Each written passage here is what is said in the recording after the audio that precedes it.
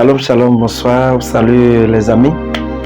Salut la famille, comment vous allez? Je crois que vous portez très bien. C'est votre bien-aimé, monsieur Hervé, et le président fondateur de la structure Crézet Josué Caleb, l'Académie Crézet Josué Caleb, qui opère dans plusieurs domaines, spécialement dans le domaine du marketing relationnel et plusieurs autres domaines.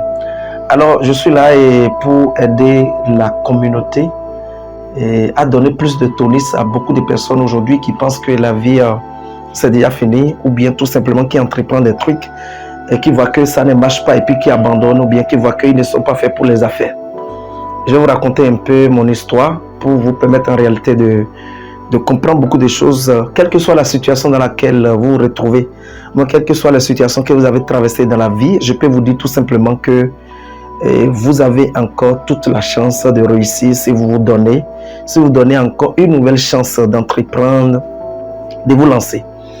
Alors, tel que j'étais en train de vous le dire, je suis un Béninois d'origine Porto-Novo. Je suis beaucoup plus dans la capitale du Bénin.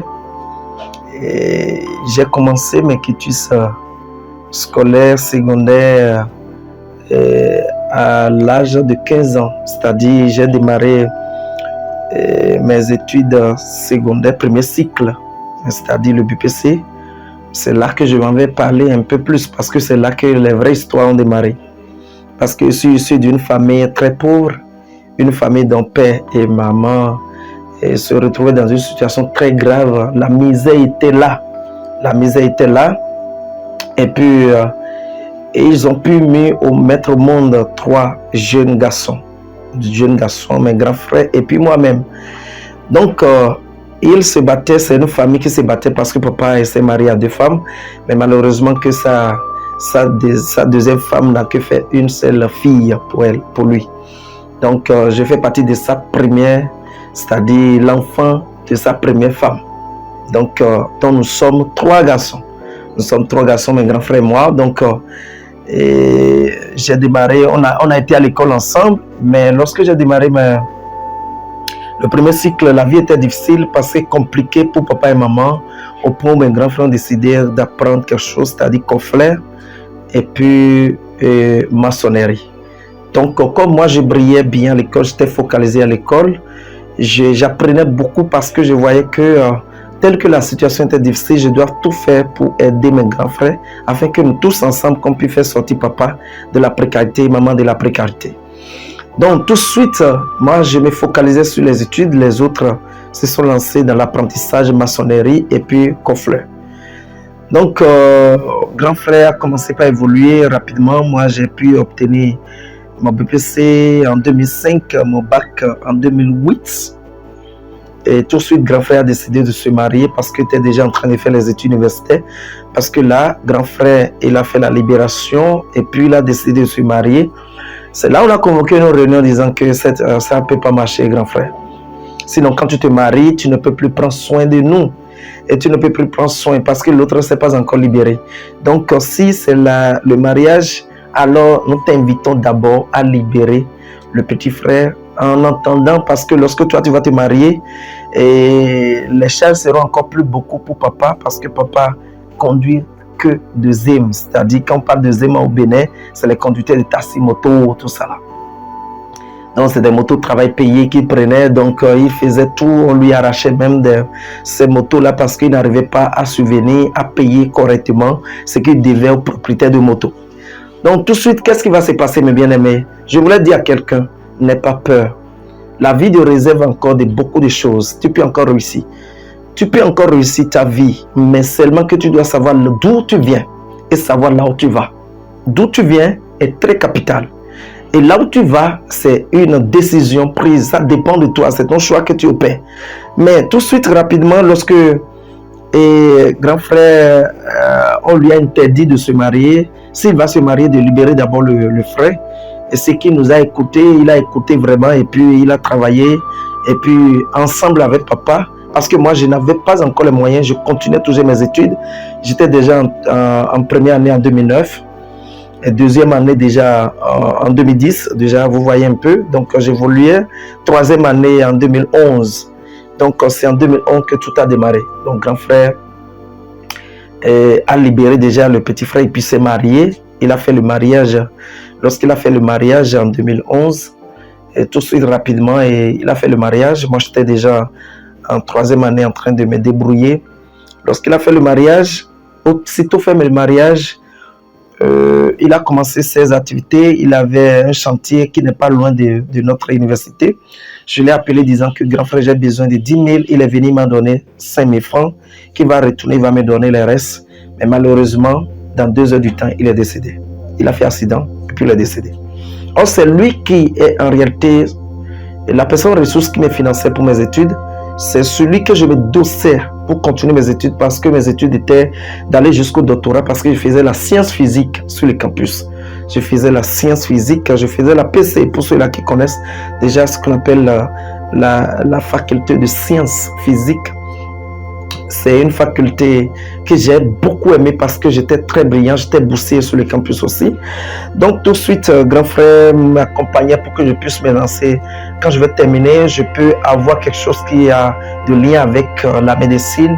Si c'est quelque chose comme me spécialiser au niveau des laboratoires ou bien quelque chose de recherche sur les matières bio-pharmaceutiques, pourquoi pas. Tout ça là, ou bien la médecine. J'étais encore très jeune parce que j'ai eu mon bac à l'âge de 18 ans, vous voyez. Donc déjà, vous voyez un peu, l'âge de 18 ans en 2008, vous voyez. Donc en 2009, j'étais en train de faire 19 ans, en 2010, 20 ans, en 2011, 21 ans, vous voyez un peu. Donc j'étais encore très jeune, je me battais pour avoir un nom à l'étude. Papa se chinait vraiment.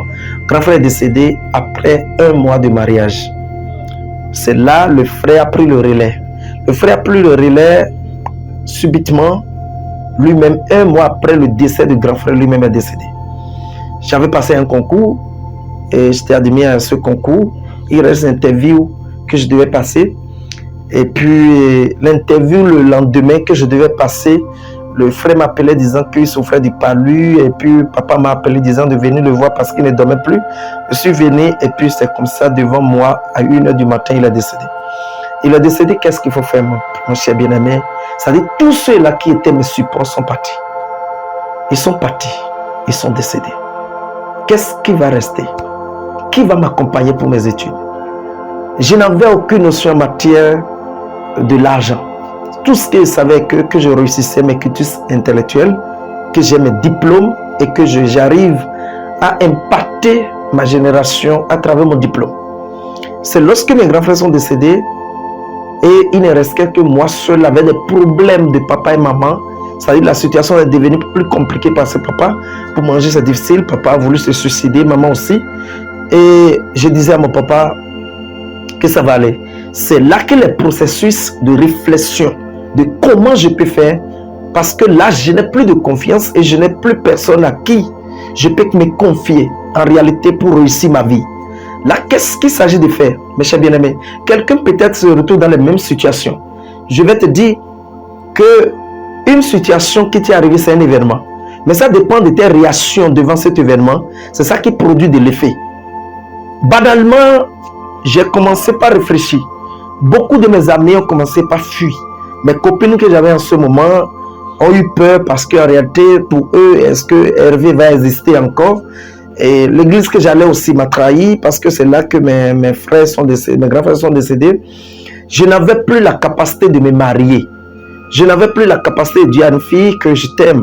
Parce que les jeunes filles que j'avais, qui sont mes copines, m'ont abandonné automatiquement parce que pour eux, parce que la vie, celui-ci va encore décéder et puis il n'a pas de support. Malgré que j'étais bien à l'école, les gens voyaient que je ne suis pas bien placé en réalité pour épouser une femme ou bien pour... Et là, voici la première chose que j'ai fait.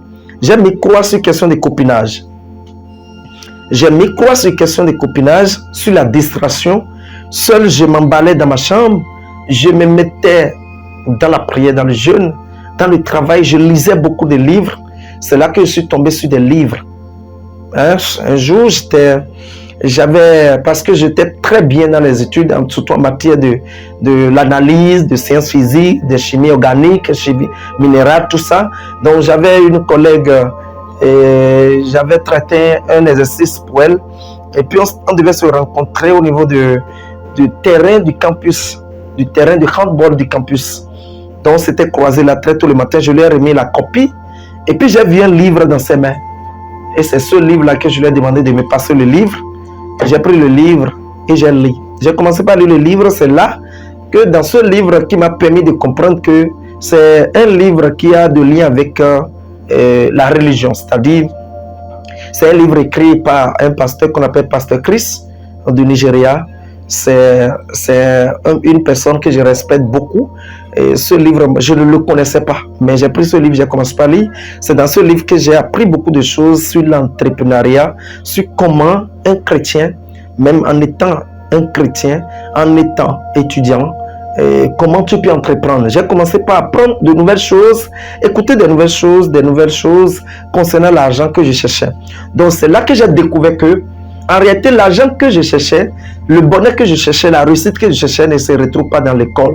L'école me permet juste d'avoir des informations sur l'intellectualisme, sur la théorie des corps organiques, de chimie organique, chimie minérale, d'avoir comprendre certaines choses et puis parfois me fait perdre le temps. Vous voyez, c'est là que j'ai découvert que il faut que si tu veux avoir de l'argent, il faut te lancer dans le business. Et dans le business, tout de suite, dans le commerce, je vais faire quoi? Je vais faire quoi? Commerce, je n'ai pas appris ça. Tout ce que j'ai fait de ma vie, c'est l'école, c'est les diplômes. Tout ce que je connaissais, c'est avoir un bon diplôme et travailler en tant qu'un enseignant, professeur bien qualifié. Mais ce livre va commencer par me guider. C'est mon premier coaching. C'est là que j'ai commencé par réfléchir. Tout de suite, rapidement, j'ai maigri parce que je réfléchissais beaucoup sur ce que je pouvais entreprendre. Donc, je voyais que je n'avais pas des amis qui peuvent me coacher. Je n'avais pas un père qui peut me coacher. Je n'avais pas une mère qui peut me coacher. Je n'avais pas une collègue qui peut me coacher, mes chers bien-aimés. Je n'avais personne qui pouvait me coacher. Je n'avais pas un pasteur qui peut me coacher. Parce que si le pasteur veut te coacher, il ne peut que te dire que Jésus va venir, il faut que tu prennes soin de toi, il faut que tu t'apprêtes pour l'arrivée de Christ, on va lire la Bible, tout ça. On ne peut que te coacher pour ça. Quand tu vois tes amis, il ne peut que te coacher sur quoi? Va bien, étudiant, tout ça là. Et quand tu vas vers les parents, il ne peut que te coacher sur la religion, sur comment tu vas faire le respect et puis travaille bien à l'école pour avoir un bon diplôme, pour devenir comme ton maître, tout ça là. Donc je n'avais pas de coaching qui va m'orienter. Voilà que pour rentrer dans le commerce, il faut beaucoup d'argent. C'est là un jour, et là où j'ai l'habitude de faire les mêmes études pour les enfants, j'étais parti là. J'avais maigri vraiment, mes chers bien-aimés, j'avais maigri vraiment parce que c'était trop pensif. Je pensais sérieusement à ce que je vais devenir dans la vie. C'est compliqué, mes chers bien-aimés. Est-ce que tu veux réussir? Je peux te dire, la situation que tu traverses, ce n'est qu'un événement. Chaque situation est une opportunité. Chaque problème qui t'attaque, quelle que soit la qualité de cette situation, ça peut être une femme qui t'a abandonné, ça peut être un homme qui t'a abandonné, ça peut être que tu as échoué au bac, ou bien tu as échoué dans tes études. Ça peut être que tes parents sont décédés très tôt. Ça peut être quelqu'un qui t'a trahi. En réalité, je pourrais te dire que ce n'est pas la fin. La fin n'est pas la fin. Quand je dis la fin, c'est F-A-I-M. Ce n'est pas la fin F-I-N. Ce n'est pas la fin. C'est encore le début d'un nouveau départ dans la vie. Mes grands frères sont décédés. Mais qu'est-ce qui va rester? Papa a commencé à me proposer des choses. La proposition de papa était: mon fils, s'il te plaît, trouve une femme enceinte et puis je vais prendre soin de ses enfants pour que je puisse voir mes enfants. Et il a raison parfaitement. C'est l'erreur que beaucoup ont commis ça. C'est-à-dire, lorsqu'ils ont eu des problèmes, ils se sont lancés dans le copinage, ils ont commencé par enceinter, ou bien ils ont trouvé une femme, ou bien ils se sont dit que si je trouvais une femme qui a un peu de moyens, je vais jeter mes problèmes sur elle. C'est l'erreur. L'erreur. L'erreur totale. C'est le moment de reprendre ta vie autrement. D'autres personnes, si c'est une femme parce qu'elle a des problèmes, elle a été abandonnée, ou par son mari, ou bien elle a été abandonnée par la famille, ou bien pour manger c'est difficile, ou bien elle vient d'une famille pauvre, elle se lance dans le copinage. Elle trouve un homme qui va lui donner 5 francs, 10 000, 2 000, 50 000 pour résoudre ses problèmes. Elle va commencer à organiser des anifs. En réalité, c'est des situations qui vous ruinent, qui vous met hors saison de votre destinée. Ça vous détruit au fait. C'est le moment de vous focaliser. Je m'étais focalisé. Je cherchais comment je vais faire pour briser cette porte d'entrepreneuriat que personne n'arrive à réussir dans ma famille parce qu'il n'y a personne dans ma famille qui peut me cocher sur l'entrepreneuriat. Mais quel genre d'entrepreneuriat? Qu'est-ce que je vais vendre?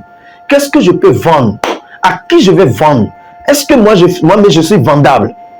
Est-ce que je suis un produit qu'on peut acheter?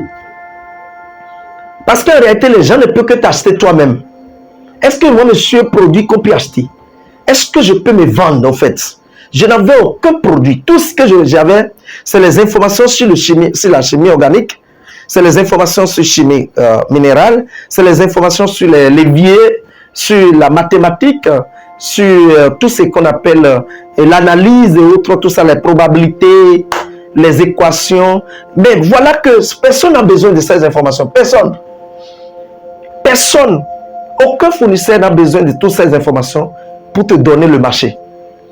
Les gens ont besoin des choses pragmatiques, des produits, des services pour résoudre les problèmes au fait. Mais voilà que nous sommes dans une situation scolaire qui ne nous apprend pas à investir, c'est-à-dire à devenir un bon produit que les gens vont consommer. Donc tout de suite, il arrive un jour où j'étais parti pour enseigner parce que j'ai trouvé un monsieur qui devait m'aider pour mes études, pour accéder à la fonction publique. Tel que j'étais brillant, bon, il me donnait des jours, des mois. Il a pris mes dossiers, j'étais quelque part là. Donc j'ai pris la résolution de prendre soin de ses enfants, d'étudier avec ses enfants. Donc pour l'amener à se rappeler de moi en fait. Un jour j'étais parti là et les enfants étaient en train de dormir, donc sa femme, je voulais accéder à la salle d'études pour qu'on puisse étudier. Et sa femme a crié parce que sa femme a mis des bagages dedans, beaucoup de trucs qui se retrouvent dedans. J'ai commencé par ranger, la femme a crié. Donc j'ai pris le tableau avec les enfants au niveau des paillotes, au niveau du portail. C'est là que ma réussite a démarré. Mes chers bien-aimés, au portail, j'étais là tout de suite quand j'apprenais les enfants. J'ai vu un véhicule qui rentrait dans cette voie-là et qui venait où la voiture est une voiture new. La voiture venait, je fixais la voiture. Je regardais la voiture, je me posais la question, mes bien-aimés, que quand est-ce que moi-même, dans ma vie, je peux acheter une voiture moi-même? Parce qu'en ce moment, je n'avais rien. Je marchais même à pied pour aller étudier, faire études avec les enfants. Je n'avais rien dans ma poche. Je ne savais pas que celui qui était dans la voiture me fixait aussi. Malgré qu'il m'a dépassé, je le regardais. Je le regardais comme si... Et il a tourné comme ça, il a vu que je la regardais.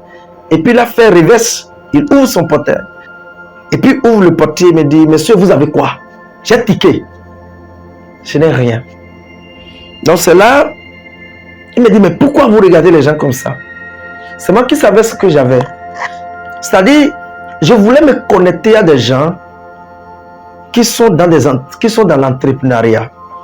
Mais il n'y a personne parmi mes collègues d'études, dans ma famille, les gens avec qui j'ai facilement d'accès, comme mon papa, ma maman, comme mes amis, comme mes frères, mes soeurs du village, qui ont quelque chose à m'apporter en matière d'entrepreneuriat.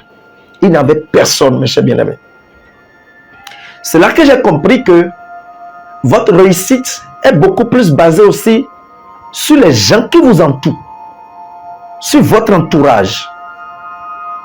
Votre entourage est très capital dans le processus de la réussite. Et votre réaction devant des événements. Parce qu'il y a des gens, vous êtes nés dans des événements. Vous êtes nés dans une situation. Vous êtes nés dans une famille pauvre. C'est un événement. Vous êtes né dans une famille polygame. C'est un événement. Vous êtes né dans une famille où papa n'a rien. C'est un événement. Vous êtes né dans des situations héréditaires.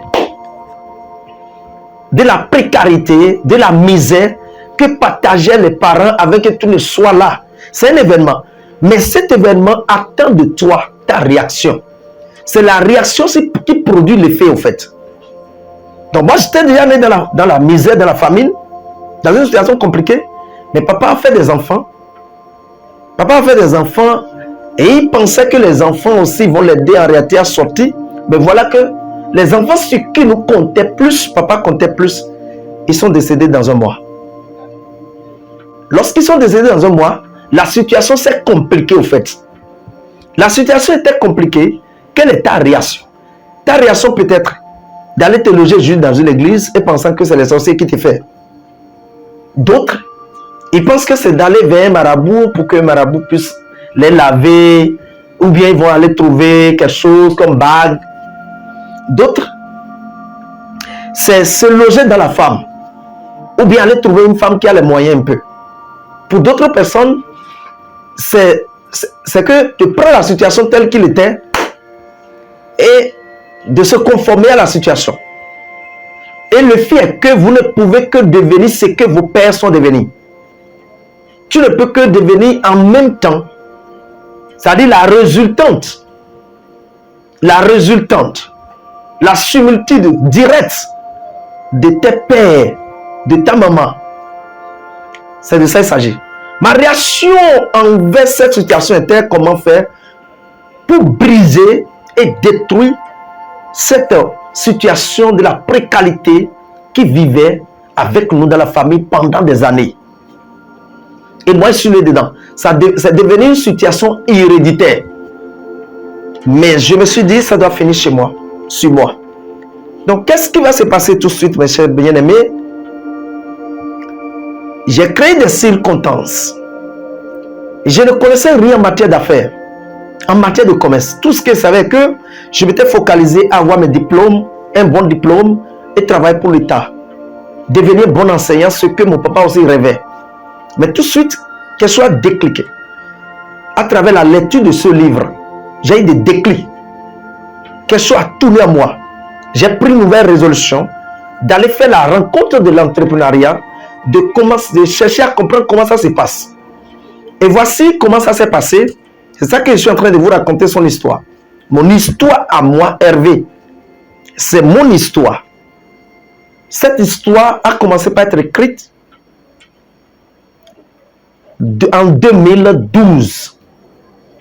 Que j'ai commencé la vraie histoire. Lorsque j'ai rencontré ce monsieur, lorsqu'il est sorti de la voiture, il m'a menacé. J'ai présenté mes excuses lorsqu'il faisait, parce que je le regardais comme lui, il voyait que c'est un brigand, c'est un cambrioleur, parce qu'il a des maisons dans, il a des maisons dans l'avant. Il pensait que c'est des petits qui volent là. Donc il est rentré dans la voiture, je le regardais encore, il est sorti encore de la voiture et il est revenu me voir disant, monsieur, tu as quoi? Je le salue. C'est un monsieur très bon, c'est mon parrain, c'est mon coach. C'est lui qui m'a donné, il m'a montré la voie par la grâce de Dieu. Il m'a dit de passer par ici. Donc souvent, vous voulez faire des affaires, mais vous êtes mal entouré.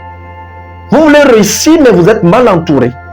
Si vous ne vous battez pas pour briser cette barrière de l'environnement dans lequel vous vous retrouvez, pour se retrouver dans l'environnement qui est conforme à vos désirs, à vos aspirations, à votre espérance, à ce que vous pensez devenir dans l'avenir, je vous assure, mes chers bien-aimés, quelles que soient vos idées, vos belles idées, vous allez échouer parce que l'environnement n'est pas propice, parce que la réussite de la graine de maïs dépend de la terre sur laquelle vous l'avez implantée, vous l'avez semée. Si la terre n'est pas accessible, vous pouvez avoir des graines de maïs, des graines de bonne qualité, mais la terre est appauvrie à cause de l'environnement. Vous voyez, à cause de l'environnement. Donc, qu'est-ce qui s'est passé?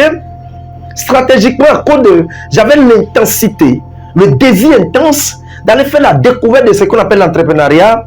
J'ai rencontré ce monsieur. Lorsqu'il est rentré encore dans la voiture, Je le regardais toujours. Il est sorti encore, il est venu me voir disant, monsieur, vous avez quoi? Ça, je dis, mais je n'ai rien. Il m'a dit, bon, ok, vous faites quoi dans la vie? J'ai dit, je suis étudiant. Je suis étudiant en 3e année. Je fais la PCI, je suis en train de passer pour 4e année. Il dit, ah bon? Ok. Et pour vous regarder les gens comme ça, il dit, non, en fait, je ne vous regarde pas. Oh, je le regardais, c'est vrai, je le regardais. Ouais, parfois, si vous êtes pauvre, vous allez mentir trop. Le mensonge fait partie de l'alimentation des pauvres parce que tu mens pour joindre les deux bouts. Parfois, tu mens pour joindre les deux bouts parce que là où tu devais être audacieux pour dire la vérité, tu ne peux pas. Tu es obligé de mentir, de continuer au fait. Quand tu es pauvre, c'est-à-dire quand tu es pauvre, tu détruis tes valeurs, tu termines tes images. Donc, qu'est-ce qui va se passer tout de suite? Il est rentré encore dans la voiture, mais il vient me voir encore. Il ouvre encore le portier. Je le regardais toujours. Il est venu et il me donne sa carte. Il me dit de l'appeler. Mes chers, j'ai pris cette carte-là. J'ai voulu partager ça avec mon pasteur. Que voici, telle personne m'a donné telle chose. Il a voulu m'arracher la carte. Et puis je lui ai dit de me laisser. Un an après, mes chers bien-aimés, la pauvreté était trop. Je me suis rappelé parce que, heureusement que j'ai pris la carte, j'ai caché ça quelque part. Je me suis rappelé que, avec cette souffrance-là, mais j'ai rencontré quelqu'un. J'ai pris la carte, j'ai appelé la personne me disait que il est en train de voyager sur Ghana. J'ai dit, vraiment, j'ai besoin de lui, mais qu'il va revenir dans 3 jours. Il est revenu, il est venu me voir, on s'est vu. Il est venu avec la même voiture, telle que je l'avais vue. Sa situation, c'est-à-dire, il est venu chic. Je l'ai rencontré. C'est là le début de mon parcours dans les affaires. C'est pour vous dire quoi, mes chers bien-aimés? En ce moment, il y a une erreur que je pouvais passer. L'erreur était quoi? D'abord, lorsque mon grand frère est décédé, mes grands frères sont décédés, mes frères, ils sont décédés. Première erreur était de me laisser par le vent de cette situation et jouer au pitoiement. C'est cette erreur que beaucoup ont commise. Deuxième erreur, c'est-à-dire de jouer au pitoiement sur ses parents en se mariant pour faire des enfants, pour que papa et maman puissent voir des enfants. Ce n'était pas juste. On n'est pas venu sur la terre pour ça. D'autres erreurs étaient quoi? De voir que je ne peux plus réussir dans ma vie. Que je ne suis que créé pour cette situation qui tourne autour de moi. C'est faux. D'autres erreurs étaient de rentrer de demeurer toujours dans sa zone de confort. Ce que j'ai fait est que automatiquement, j'ai bloqué lorsque cette situation s'est passée. J'ai bloqué mes parcours va-et-vient d'aller dans la famille. J'ai bloqué d'aller dans ma famille sur 9 ans. Mon papa ne me voit plus. On ne peut que parler, bonjour, ça va papa, et ça s'arrête là. Parce que tout de suite, lorsque j'ai parlé de mon business, de mon entrée dans le business à papa et maman se sont opposés. Surtout papa s'est opposé catégoriquement parce qu'il a peur. Il se disait que, parce que les gens se disaient que ceux-là qui rentrent dans le business, quand on parle de businessman, c'est les voleurs, c'est les dictateurs, c'est des gens qui, c'est des faux moyens, c'est des faux d'argent, c'est faux. Je vous dis, tu peux réussir de façon légale et loyale dans le business. Et d'ailleurs, ce sont les businessmen qui gèrent le monde entier. Aujourd'hui, mes chers bien-aimés, j'enseigne plus de 8000 personnes à travers le monde. Dans d'autres vidéos, je vais vous parler de quel genre de business j'ai connu et qui a fait de moi ce que je suis devenu. Aujourd'hui, j'ai tout. Dieu m'a tout donné. Dieu a fait de moi un élément capital pour ma génération, un élément capital pour ma famille, pour mon église et pour l'Afrique. Et je voyage aujourd'hui à travers le monde. C'est de grands privilèges. Aujourd'hui, on roule là des caisses à des voitures. Par la grâce de Dieu, c'est la joie totale dans mon entourage aujourd'hui de voir des gens que j'ai fabriqués qui gagnent des millions le mois aujourd'hui. C'est un bon privilège et je remercie le Seigneur, le Dieu des chrétiens Josué Caleb, parce qu'aujourd'hui j'ai créé une marque par la grâce de Dieu, l'Académie Crézet, Josué, Caleb, qui est en train de faire de bons parcours à travers le monde aujourd'hui, qui se retrouve déjà ici, au Bénin, en Côte d'Ivoire, au Togo et au Congo, qui est en train d'évoluer. Je vais vous dire tout simplement que n'ayez pas du tout peur. C'est moi mon histoire. Partir de rien pour devenir grand. C'est encore possible. Et toute personne qui m'écoute, si tu es une femme, si tu es un homme, quel que soit le genre de personne que tu es, quelle que soit la situation dans laquelle tu te retrouves, ou bien tu es en train de traverser, ou bien que tu es venu voir, la seule chose qui va t'aider, c'est ta réaction devant cette situation. Si ta réaction est que je me conforme à la situation, ou bien ta réaction est inférieure, tu n'arrives pas à te dépasser, te surpasser, je te le promets, tu ne peux que devenir ce que tes pères sont devenus. Aujourd'hui, je suis devenu un entrepreneur libre. Je voyage dans le monde entier. Je réalise des millions de chiffres d'affaires. Je suis très fier de moi-même. Et puis, mon entourage est fier de moi-même. Je vous remercie beaucoup. Dans d'autres vidéos, je vais vous dire quel est ce genre d'entreprise que je me suis donné, comment ça s'est passé. Et on va en parler beaucoup. Je vous aime beaucoup. Bisous à vous. Bye.